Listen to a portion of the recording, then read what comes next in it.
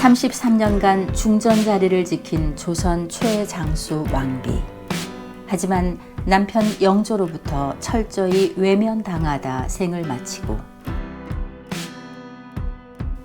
세월이 흐르고 흘렀지만 남편의 자리는 여전히 비어있는데 주PD가 오늘은 경기도 고양시 서울릉 내에 있는 홍릉을 찾아갔습니다. 고종과 명성황후가 묻혀있는 남양주 홍릉과 한글 이름이 같은데요. 이곳 서울릉 홍릉에는 조선 제21대 왕 영조의 첫 번째 왕비 정성왕후가 묻혀 있습니다. 서울릉에 있는 숙종과 인현왕후, 장희빈의 유명세에 치여 별로 주목받지 못하지만 정성왕후의 생애는 많은 사람들에게 안타까움을 불러일으킵니다. 정성왕후는 훗날 영조가 되는 연인군과 백년가약을 맺었습니다. 신부 13살, 신랑은 11살 때였습니다. 17년이 지나 남편이 왕세제가 되면서 왕세제빈이 됐고 그 3년 후 연인군이 왕이 되면서 왕비로 책봉됐습니다. 그리고 33년간 조선의 최장수 왕비를 지내고 66살에 세상을 떠났습니다. 이렇게만 보면 참으로 행복한 여인인 것처럼 보이지만 실상은 정반대였습니다. 평생 동안 남편인 영조에게 외면받아 쓸쓸한 삶을 이어가야 했습니다. 영조가 정성왕후를 어떻게 대했는지 조선왕조실록에 기록된 내용을 통해 알아보겠습니다.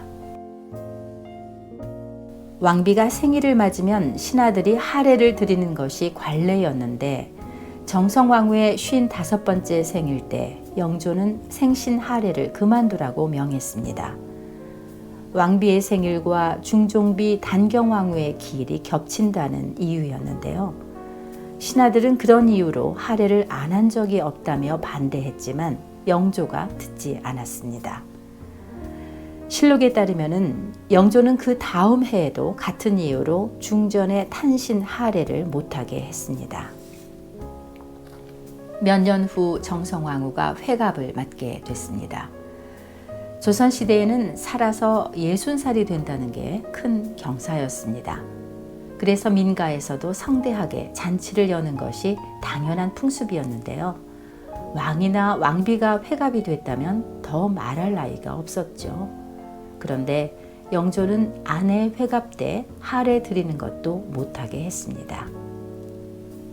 우의정 김상노가 중궁전의 회갑에 하례를 드릴 것을 극력 청하였는데 임금이 허락하지 않았다. 그리고 세자에게 가서 전하도록 하였다. 박사누리 말하길 동궁이 이 하교를 받고 매우 실망하여 잠자리에 들지 않고 있습니다. 이 기록은 동궁, 즉 사도세자가 생모는 아니지만 정성왕후를 어머니처럼 따랐다는 것을 보여줍니다. 두 사람의 관계가 그만큼 좋았다는 얘기입니다. 정성왕후는 갈등이 심한 영조와 사도세자 사이에서 완충 역할을 한 것으로 알려져 있습니다. 정성왕후는 창덕궁 대조전 관리합에서 66살에 세상을 떠났습니다. 영조와의 사이에서 후사는 없었습니다. 정성왕후가 죽던 날 실록은 영조의 충격적인 태도를 기록하고 있습니다. 중전이 승하한 지 몇 시간이 지나 딸 화한옹주의 남편이 사망했다는 부음이 들어왔습니다. 그러자 영조는 왕비의 곁을 지키는 대신 사위의 빈소로 떠나려고 했습니다. 이때 왕의 비서인 승지 이최중이 앞으로 나아가 머리를 조아리며 말하기를 이렇게 망극한 시기를 당하여 전하께서는 어찌하여 이런 망극한 일을 하시려 합니까? 하니 임금이 진노하여 이최중의 직임을 채차하였다. 이어 대사관 이득종이 말하기를 신의 관직을 채임하더라도 전하의 이번 행차는 결단코 할 수 없습니다. 하자 그의 직임을 채차하였다고 전하고 있습니다.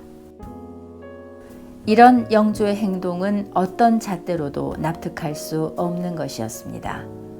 비록 왕비와 사이가 좋지 않았다 해도 왕비는 그냥 아내가 아니고 한나라의 국모였는데 죽은 당일 중전에 빈소 대신에 사위한테 가겠다는 것은 지극히 비상식적이었습니다. 이 때문에 신하들이 자신의 직을 걸고 만류했지만 영조는 신하들을 해임시키면서 기필코 사위 빈소를 찾아갔습니다. 이런 사람을 왕으로 모시고 33년을 왕비로 살았고 남편으로 받들며 53년을 아내로 살았으니 정성왕후의 삶이 얼마나 처량했을지 짐작하고도 남습니다. 그래서일까요? 사도세자의 아내이자 정성왕후의 며느리가 되는 해경궁 홍씨는 한중록에서 정성왕후가 숨을 거두기 전 검은 피를 한 요강 토했다. 시어머니가 가슴속에 쌓인 울분을 다 쏟아내고 돌아가신 것이다 라고 적었습니다.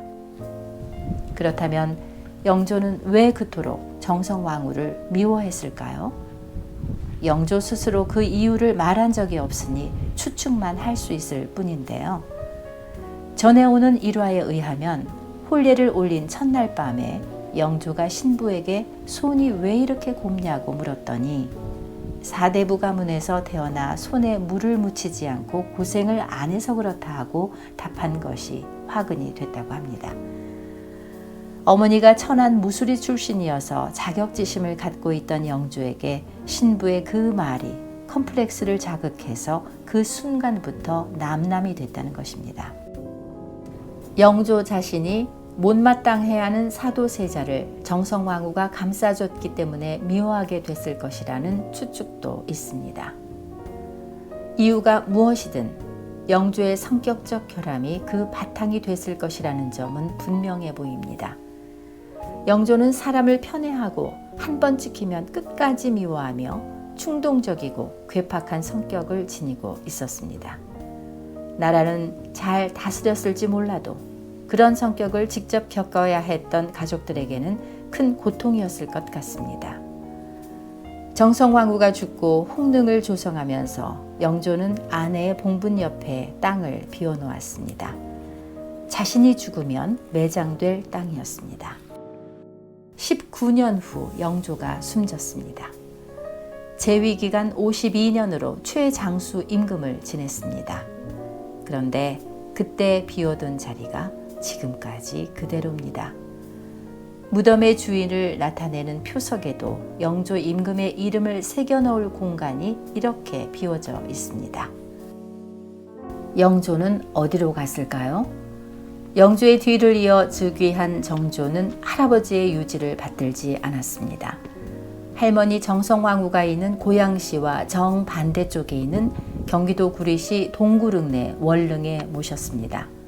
영조의 두 번째 왕비 정순왕후도 후에 옆에 묻혔습니다. 그런데 영조가 매장된 월릉은 원래 17대 왕 효종의 능이 있던 자리였는데 병풍석 틈이 갈라지는 등 문제가 생겨서 효종능이 옮겨가고 100년 넘게 비어 있었습니다.